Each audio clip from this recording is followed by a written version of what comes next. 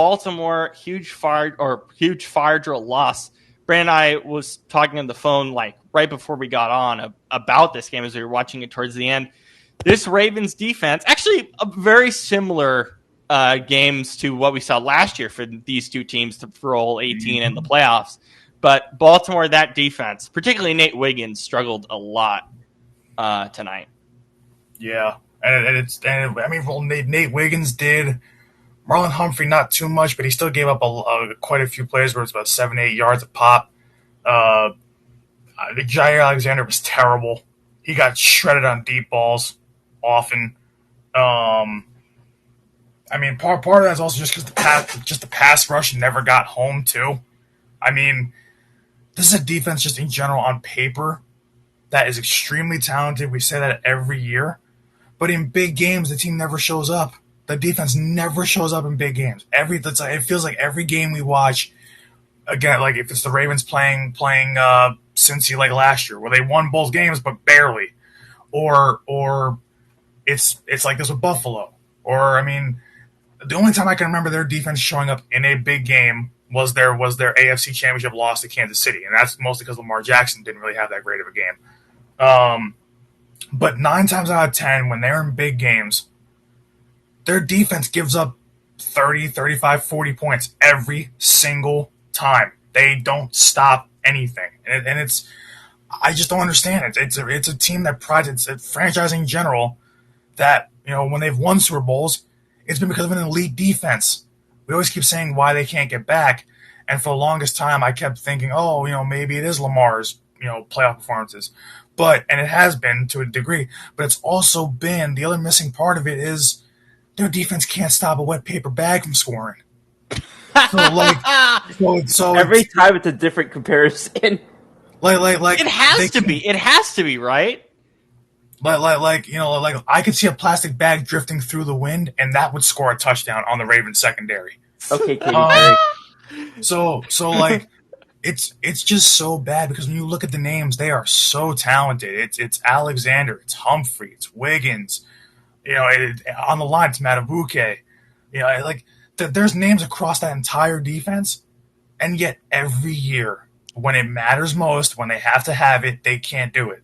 So, tonight was a few things besides that, but when you score 40 points, you should win every game.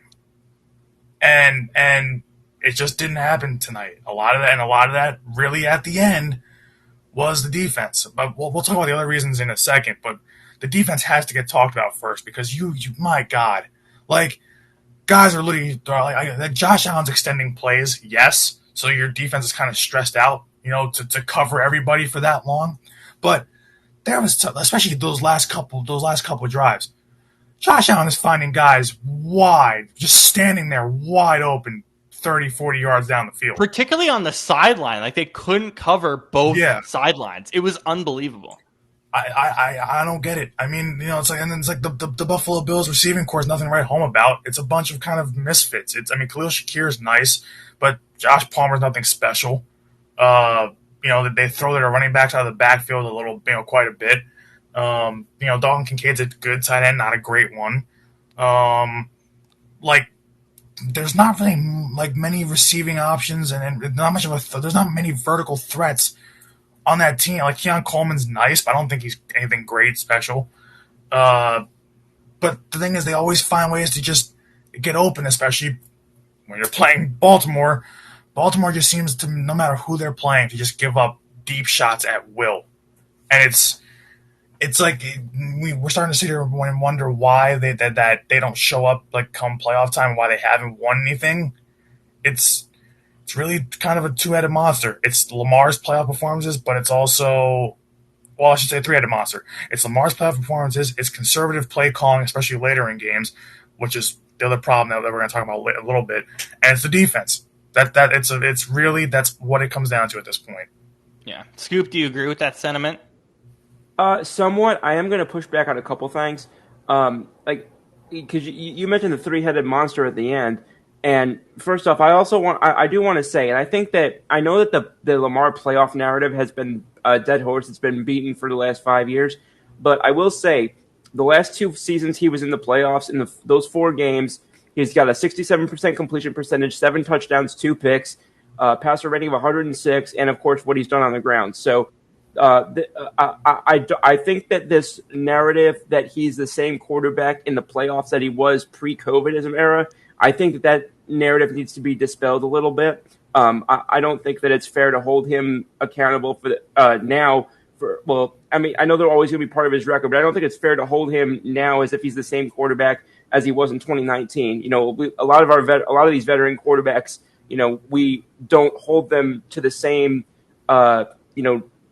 skepticism or cynicism from their second year, and I don't think it's particularly fair to hold Lamar to that. And another thing that I will say, I do agree with you on Jair Alexander and a lot of what you were saying. I do agree with you on the conservative play calling. I think that that's been an issue for a lot of these sort of veteran coaches from the Belichickian era. You know, it's not just him. I think it's the Mike Tomlins of the world, the Pete Carrolls of the world. I know that there's other guys whose names I'm forgetting from that period of time. Belichick, obviously. So I think that that's something that a lot of those defensive head coaches from the early 2000s. I think that that's kind of a common thread for a lot of them. I think that now, I will say I know that Harbaugh was a little more of a special teams than defense in some areas, but no, it just, and the issue is, like you said, there's a lot of talent, but it's not cohesive. Yep. And when you think of the Baltimore Ravens, like there are just certain teams that you think of a team, you either think of a position group or a position or whatever. Like we've talked about with the Packers, it's usually QB. With the Steelers, it's usually head coach. And with the Ravens, it's usually defense. We go back to the early 2000s with Brian Billick and company. Obviously, those defenses with Ray Lewis and et cetera, et cetera. But it's just they're just not that now, and they are and I've been critical of teams like Buffalo for a while of they're so talented but they can't win the big game. I think that right now that's become Baltimore.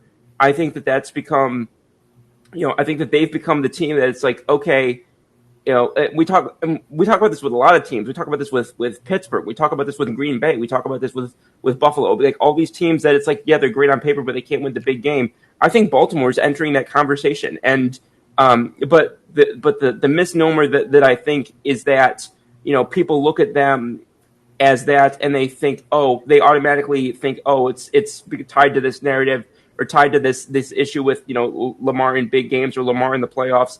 That is the one area that I will push back on, because I don't think that matches up the way that it did 5 years ago. I will say, Scoop, I think part of it, obviously, it is sometimes not even the numbers. I mean, the numbers are important, absolutely, but it is the fact that we pin this stuff on the quarterbacks. Like, we're still pinning it on Allen for not getting to the Super Bowl either. So it is the fact that, like, yeah, the numbers tell a different story, and absolutely that is worth telling, but it is the fact that at the end of the day, it is on the quarterback, regardless of what happens. And yeah, it's a misnomer in the sense that, like, yeah, a defense can have a bad playoff game and we'll still remember the quarterback. I do understand that as well. Yeah, no, and again, I'm not saying that like he gets a pass that other guys don't, but I've heard people say there's a difference between this quarterback's not winning the big games, and this team's not winning the big games because of the quarterback. The narrative was the latter. I think that's fair. The narrative was the latter for so long, and I think that and I'm just saying that I think that is missing the mark a little bit based on the way things have trended recently. Obviously, the NFL is about the Super Bowl, and the teams are about the quarterback in this day and age. It's running game and defense are not going to propel you, with an average quarterback, despite what people want to say about certain teams. But in this day and age, you live and die with your quarterback, and we've seen it with teams like the Bengals that turned around seemingly overnight when they got Joe Burrow. So, but again, you can go to the playoffs 7 years in a row. If you lose the wild card game or the divisional game every year, who gives a crap? And so they definitely do have some things to evaluate there. But it was sort of the cause and effect that I had a bit of a different perception on, I think. Yeah, I think that's totally fair. And Brandon, when we switch to the Bills, we finally have a Superman that we can actually talk about with this, because David Cornsweet is now our actual Superman. Thank God we actually have a proper Superman now. I love Henry Cavill. I have him on my wall back here. But still, David Cornsweet's our Superman. That's my friend's celebrity crush. Yeah, I get it. I get that. I understand that for a lot of women in this world. I get that. But Brandon, it's honestly Josh Allen being David Cornsweet's Superman. We can label it directly now because of what DC's done, but also just it's still an issue, right? We talk about every year that James Cook needs to run the ball more, and he got some carries tonight, and you can also transition this into your pass accuracy stuff that we were talking, or that you wanted to bring up today. But the David Cornsweet Supermanness is an issue. It's just, my God, like it really is. I look at Josh Allen every year, and it's like, well, see, it's like this is why, like, him versus Lamar. Like, Lamar had a good playoffs last year, so it's like I think the narrative's starting to change. I think the year before the numbers looked good, but he still had he was below 62% completion percentage in the 2023 playoffs, so it still wasn't where it needed to be. It wasn't MVP Lamar. So last year, I think, was the first one where he really actually did do well. But I think, like, when I look at Josh Allen, I look at, like, his overall body of work, what the Bills seem to rely on a ton is just, I mean, even tonight, he had to throw the ball basically 50 times for them to win that game. Like, and that could have been, like, early on, that was part of the reason why they were going 3-and-out and they were falling behind in terms of falling behind Baltimore in this game. You can't throw the ball on 3 straight downs every single drive. Like, you just can't do that on almost every drive. There were so many drives where they're getting the ball right after either Baltimore scored or kicked a field goal or whatever, and they're not down by much. They're only down by 3 or by 7, hell, even by 10 at one point, which is not a lot in football. And you're coming out on 1st and 10, and you are still trying to throw the ball on, like, every time you get the ball back. You have James Cook. He is a 1,000-yard rusher. He never touches the ball enough. I can count maybe on one hand how many times in a season he gets 20 or more touches in a game. That's criminal. It's criminal. Like, this is, for some reason, he'll get stuffed, and this is what you were mentioning on the phone with me, Rob. He'll get stuffed 1 or 2 times on a drive, and then you don't see him touch the ball again on a run play for like 3 straight drives. Yeah, they give up on him pretty quickly. It's so weird. Like, yeah, in today's NFL, especially when you have teams like Baltimore that have a Derrick Henry, or like Philly that has a Saquon Barkley, or a Josh Jacobs in Green Bay. Thank you. But when you have those guys, you have to do a little bit of both and lean on them, and then also rely on your quarterback to throw the ball when they need to. But you can't have a quarterback just in today's game. I feel like a quarterback cannot – you just cannot win games when your quarterback is constantly throwing 40-plus times a game. It doesn't work. Yeah, it does. I hear you. It doesn't work. And I'm going to transition you into the numbers that you saw today, because I think that was very interesting. Scoop, do you have something to say before we get to those?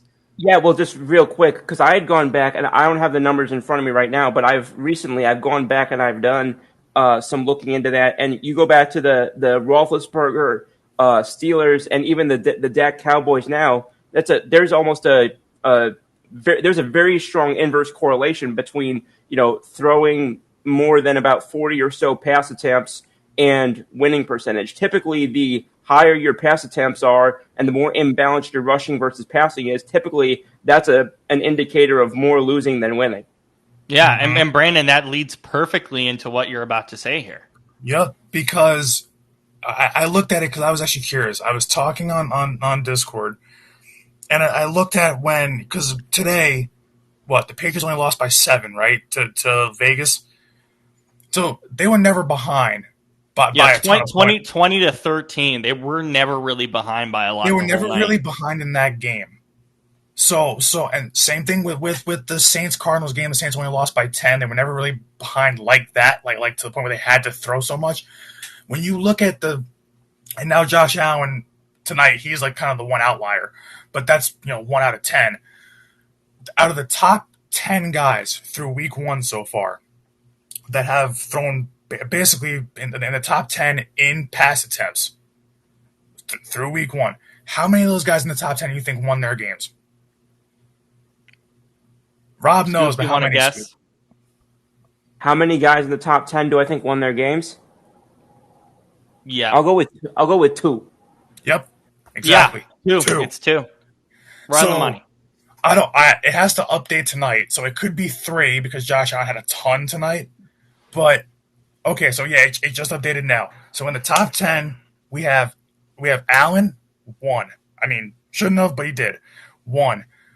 Drake May lost. Spencer Rattler lost. Joe Flacco lost. Michael Penix lost. Bo Nix won, but it was ugly. Should have lost.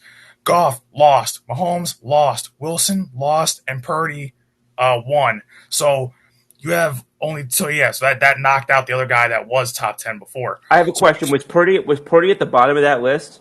Purdy was 10th. Yep. Okay, so you could even argue. I mean, your case gets even stronger if you say in the top 9. That's only 1, right? Yeah, in the top 9. Yeah, so basically in the top, or you can even say top 8, just in the top quarter of the league out of 8 out of 32. Only 1 guy won, and in the top 10, only 2.